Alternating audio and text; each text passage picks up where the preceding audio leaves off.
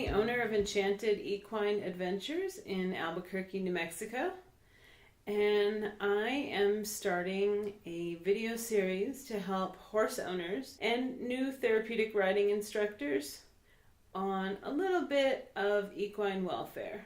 I did a presentation in May in Santa Fe at the PATH Regional Conference, and it went over very well. I had a lot of good responses to it, but I didn't get to record it, so I decided to just do this on my own and put these videos out to help horse owners across the country and offer some resources for people who are looking for answers for issues with their horses or their program horses. So the title of my presentation is Equine Welfare, It's Our Responsibility. All right, so just a little bit of background about me. I have been a therapeutic riding instructor for 4 or 5 years. I'm certified by PATH, which is the Professional Association of Therapeutic Horsemanship, and they are the premier accrediting company worldwide for therapeutic riding. And all the others look to PATH for guidance. I have been teaching riding for over 20 years. I have a bachelor's and associates of science in Equine Studies and Riding from Johnson & Wales University in Providence, Rhode Island. And I'm currently working on getting my certification to be a centered riding instructor. I started EEA 5 years ago in beautiful Albuquerque, New Mexico, with the help of my amazing family. And this is my herd. I have 5 horses currently. We've been slowly building the herd. I started with 2 horses adopted from Walking in Circles Ranch.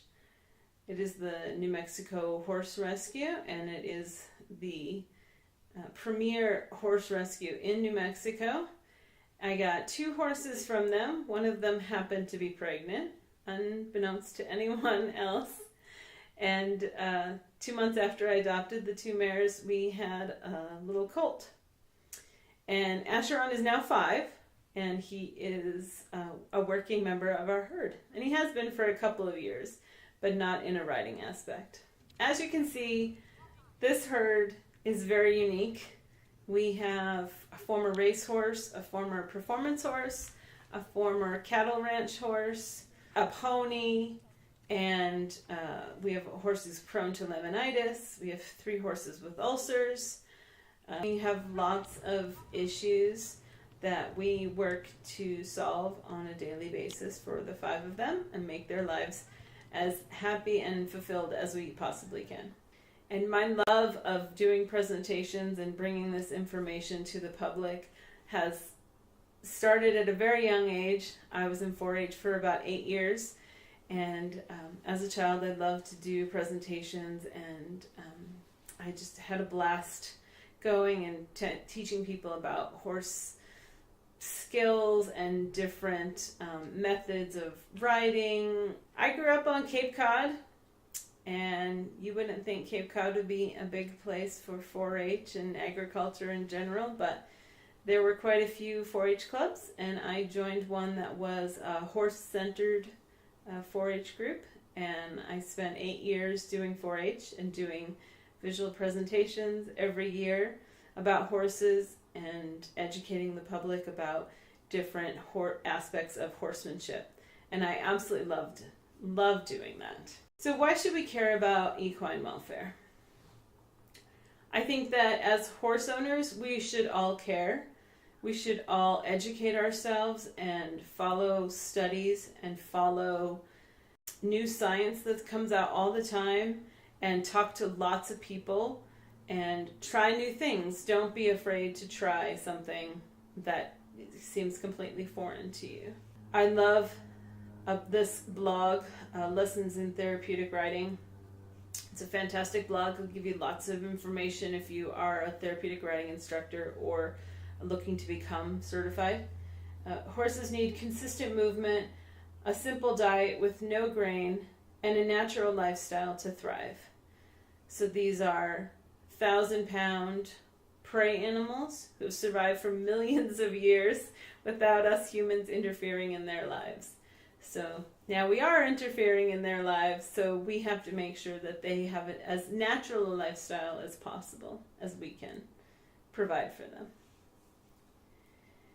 So this presentation is geared mostly towards therapeutic riding, as well as equine-assisted activities and therapies, but this information can be utilized for any lesson horse or any backyard horse out there. As a therapeutic riding instructor, I have seen the toll that therapeutic riding takes on our equine partners, so this information is very important for them. Everyone who runs a program, whether it be therapeutic riding or a lesson program, or a EGALA program, or a hippotherapy program, we all want them to succeed. So isn't it in our best interest as well to research these topics and make sure that our herd is happy? And if we're not going to do it, then no one else is going to do it. They're in our care, so it's our responsibility to go and do the research and find out these things. This video series is going to go over 5 basic pieces that go into equine-assisted activities and therapies. So that will include overall health, digestion, saddle and tack fit, burnout, socialization, and end of life or end of career plans. So we're going to break them up into a couple of videos, so please feel free to skip ahead or go back and rewatch something if you forgot something. Okay, let's talk about overall health. So how do we know if our horse is stressed?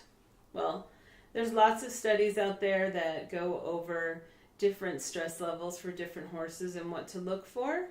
And there's a couple of main things that you can watch for. But just like us, just like humans, horses are very individual. And their stress may materialize in a wrinkling of a nostril and no other signs. But that is a very small sign that you have to look for as the human in charge of that equine's welfare. But there are a few textbook signs that we can look for to make sure that our horses are not stressed. And if they are stressed, how to then deal with that issue. All horses are very different. They all have individual stress levels. Some may show it the moment you tack up first thing in the morning, and some may show it after lunch. Some may show it at feed time. So each horse is going to be very individual. A big piece of overall health and a huge hot topic in the horse community right now is how much weight can your horse carry? And if you do some research, you'll see that there's studies that will back up 20%, some that say 15%, some that say it just depends on different factors.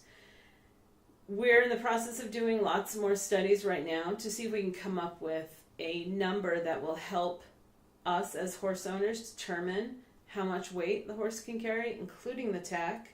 Don't forget about the tack. PATH is in the process right now of adding a standard that includes all the different factors that go into determining a weight limit for a program. And that list is 2 pages long. So it's not cut and dry. It's not black and white. It involves the body condition of your horse and the balance of your rider and the footing that day and the kinds of exercises you're going to be doing. There's so many different factors that go into it. So you have to take all those into consideration when you try to figure out how much weight your horse can carry. And keep in mind that those bigger breeds that a lot of programs use for the veterans and first responders, just because they're a bigger horse doesn't necessarily mean that they can carry more weight. All of those factors still apply, especially conformation, but draft horses were built to pull, not carry. So just keep that in mind when you're coming up with your weight limits for your own programs. Are you doing annual exams on your herd? Are you doing lameness exams? you see a horse move every single day. If you bring someone in who doesn't watch that horse move every day, maybe they'll see something that you don't see. And that could be another professional, or it could be your vet. Who's on your wellness team for your horses? Do you have one vet? Do you have multiple vets? Do you have a chiropractor? What about a nutritionist? What about someone who does body work? Or someone who does saddle fit? There's so many members of your wellness team, your farrier. All of these people can talk to each other and help you to make sure your horses are fit and happy doing the job that you're asking them to do. What about digestive health? We talked a little bit about nutrition, but digestive health is going to be a very big piece of this puzzle.